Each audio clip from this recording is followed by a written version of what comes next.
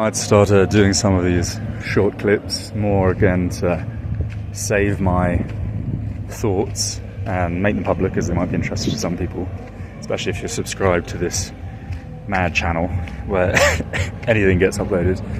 But I have a huge stash, you could say, spread across 24 Google Drives and Dropboxes, photos, documents, all kinds of stuff pertaining to, I guess, research for the most part, or things that are of interest in terms of photography, at least, that portray symbology, numerology, that kind of stuff. Not pictures primarily taken with the camera, but screenshots, again, from research. But what is interested me today, and I haven't been looking at this stuff for quite a while because, again, it reached the point where I have so many excuse me, fucking hell, so many terabytes worth of just things that just kind of, not loose ends, but just kind of things that I just stopped looking into because it's sort of an endless void, which is really the political scene as a whole. Less so now than before, but for most people, if they look at these things, they have absolutely no fucking idea what's going on, whereas I actually do have an inkling, or more than an inkling, of what's going on. But obviously finding the ultimate culprit, let's say, is not particularly feasible, given that all the data that we have is sort of allowed to be there. I wouldn't say, consciously, otherwise the information that I have would not be readily available to me, but all of these things are ascertained through snippets of information in lots of different research papers or books or sources of various kinds, whether physical, virtual, and that's the only reason that they're available, because 99.99999% of people can put the jigsaw together. And then that is what research is about, of course. That's what a real journalist, so they don't exist, and I'm not saying I am one, would have done in the past. They've had to trail through endless documents and libraries and do interviews, and then when they finally got the picture, they'd end up with a bullet through the back of their head. But anyway, tangent aside, and just again, before I do continue, what I meant with the sources is if there was a source written by someone that really explained too much, let's say, that wouldn't exist anymore, because what we look at as Kristallnacht, referring to Second World War propaganda, is an everyday occurrence. If you don't know what Kristallnacht is, it's the book burning, which happens every day, again, in virtual and physical form. Most publishers are a derivative of the same source, and they no longer print material that is of a detriment to the status quo, let's say. So if you go to W.H. Smith or Foyles, as the two main ones in the UK, and you look at their online directory of books that formerly were bestsellers, things that are or contain a little bit too much information now, because with time a lot of things get contextualized more than perhaps they were at the time of print, and therefore those things are made defunct, so you can't access things that will give you more credible information now today than perhaps they had at the time. So what I was looking at was the Kegworth disaster, 1989. Now, plane crashes are very, very interesting. Most of them are intentional, they're not accidental, they're not a result of natural disaster or plane malfunction or pilot error. Those things can contribute, but the origin is largely an artificial construct. It's not organic. It can be a bomb. It can be usually with vehicles. Don't want to get run over. Usually with vehicles, the mechanic can be easily manipulated, so that if there is an accident, as they call it, many of the time it's artificial. That these people are murdered because they have something on an individual, the state. It can be any number of things. In fact, there's a very interesting movie, because these things are always portrayed, and it's actually a strange combination. It's a Jason Statham, Robert De Niro movie about a subject that interests me very much, and there's a book about it too called Four Feathers. The movie I can't remember the name of. but it's about how the Special Air Service was sent into Oman not just Oman, but this particular book and film focuses on Oman, but it was actually all of the Gulf states from the 70s up until, you could say, the early 90s, to consolidate oil-rich regions. They assassinated minor sheikhs, sheikh being a sort of a sultan, a king, an emperor, and an oligarch, a royal figure, let's say, a kin leader, a tribal leader. People that didn't want to play ball, they were just fucking assassinated. And in that film, you know, back in the 80s, it was easily was feasible to remote control another vehicle. So you would again manipulate the mechanics, and through radio they were controlling the brakes, the steering, and they would create accidents accordingly. And anyway, I'm tangenting these subjects I find fascinating, but Kegworth Air Disaster, 1989, here we go. So, the ambulance services were called at 8:26. 8 minus 26 is 18.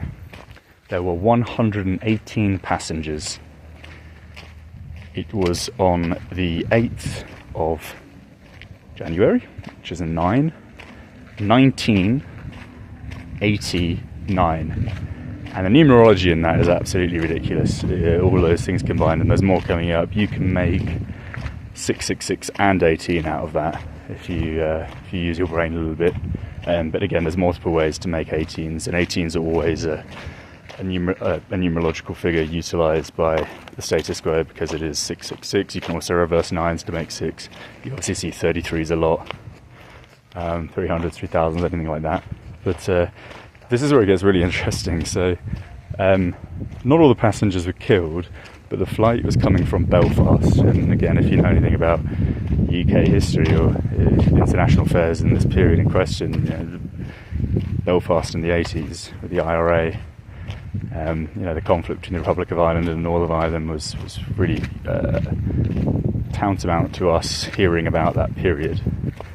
And the flight was returning from Belfast and crashed on the M1, apparently because the experienced pilots, shut down the wrong engine. If you Google were any notable characters involved, any of the deceased, the killed, notable, comes up no. If you go and you subcategorize and say were any notable academics killed, it is of course a firm no, because AI software is intended to limit our truth and our perspectives. It's branded as being objective and giving answers that are readily available by trawling the internet. That's fucking bullshit, I can tell you that. The obituary for the man in question that was murdered and was probably one of the intended targets in the 1989 Kegworth plane crash has an obituary on JSTOR, which is a journal directory for academics that comes up immediately when you Google it online.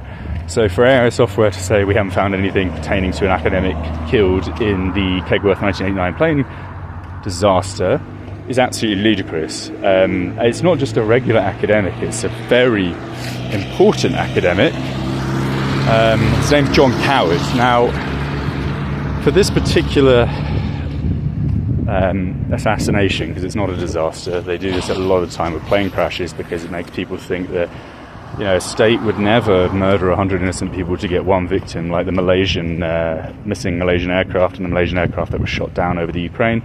And again, the Azerbaijan airplane crash recently in Aktau. All of these plane crashes are not crashes, they're not disasters, but they are disasters, they're not accidents. They're all assassinations. And yeah, it makes it seem more innocent if 100 go down with the intended target, because people are that thick. So John Coward was, and then the name bothers me a little bit because they have a habit of having false names as a kind of means of mockery for certain disasters. John, it's very strange that the target, as I believe, his surname happened to be Coward. It's very strange. Also, his birthday is very numerological as well, sixes and threes. But the most important part of this. So John Coward was a geographer, but specialising in population. And this is always very important. This is a very touchy subject for the status quo, and I can promise you, having been involved in academia, though I don't take it particularly seriously, but during this decade I've had to look at a lot of journals, a lot of academic literature, and it's fucking bullshit for the most part. But what becomes obvious with the riggery is when you have to compare data sets pertaining to population. Now, this can be related to one that comes out off the top of my head is the Jews, who for 50, 60 years the official population of those subscribed to Judaism doesn't really increase correctly as it should, based on just average birth rates, because everything's rigged. The second thing that comes to mind is Pakistani migrants post-Second World War to the present in the UK. Again, the birth rates don't correlate to a known reality, even based off of an average at the time across all cultures within the UK, but specifically pertaining to Pakistani families and the general birth trend. You look at figures today from the initial point of emigration from Pakistan for large groups of Pakistanis, and the figures don't make any sense. And then one that I saw was when that was very prominent was when Oxford University students challenged the official government data on net immigration, illegal immigration in the UK about a decade ago, and there was a discrepancy of like 700,000 or something. It was insane discrepancy. It's something that obviously can't happen by accident. So my point is that this population geographer, his specialisation was Irish fertility throughout both Northern and the Republic of Ireland. And when you start to realise, as I believe very strongly, that the aim of the game is rotational farming, that's how you control global populations. You breed people out, literally, and you breed people in, literally. And once you understand fertility rates throughout the world and how cultural paradigms for politically incentivized and manipulated by the importation and the exportation of human beings, you understand very easily and very quickly how the world is controlled and manipulated and operated, and why it's manipulated and operated, and to a certain extent who is manipulating it, because there's always a fluctuation in data based on certain areas of the world and certain, let's say, subject matters, and I'll leave it there on that point. So anyway, John Coward, he was on the plane, he was assassinated. I talked about the figures, it gets even more interesting. So today, the estimation for special air service personnel in the United Kingdom is 400 to 600, right? That's across 3 battalions. That's the SAS, for anyone that doesn't know who the special air service are. Comparable to the Foreign Legion, comparable, I guess, to the Navy SEALs. And they're dispersed across the world, bases like Belize and Central America, all kinds of British overseas territories, war zones, conflict zones. Now, 400 to 600 isn't a lot. And we're going back to 1989, could be less, could be more, let's say it's around the same. So when this plane crashed, coming from Belfast, where the SAS were operating at the time, it had the disaster on the M1 in England. 8, the magic number again, funny how it's always 8, isn't it? Happened to be right around the crash scene. So 8 apparently coincidentally returning from medical exercises, you couldn't make this shit up. They happened to come across this plane crash, 8 special air service personnel, and again calculating 400 to 600 dispersed across the world, we're looking at a response time of an almost instantaneous response time by 8 special service air service personnel who happened to be, and this is in Leicestershire by the way, there aren't that many bases and special air service personnel wandering around in Leicestershire. It's not Aldershot, it's not Pirbright, it's not Portsmouth, it's not Wales. yeah, they happened to respond because they were coincidentally there, and they applied their first aid expertise. What was probably going on is they were the backup to ensure that the target in the crash was killed. If the target wasn't killed, then they killed the target. That's how it worked. There might have been multiple targets. The majority of the victims were from Northern Ireland, so it could pertain to the Irish Republican Army, it could pertain to anything. But one of the targets in that plane crash, whether that was the primary target or not, was John Coward, who in 1989 on the 8th of January was murdered by the British government. And most of these, or British government, that's a little bit far because it goes above that, but yeah, I just thought I'd share that because it's very interesting. And almost all the plane crashes that you come across that are very potent and prominent and where numerology is kind of readily seen, none of them are accidental. They're all orchestrated by the states, like the recent ones I referenced earlier. So I'll leave it there.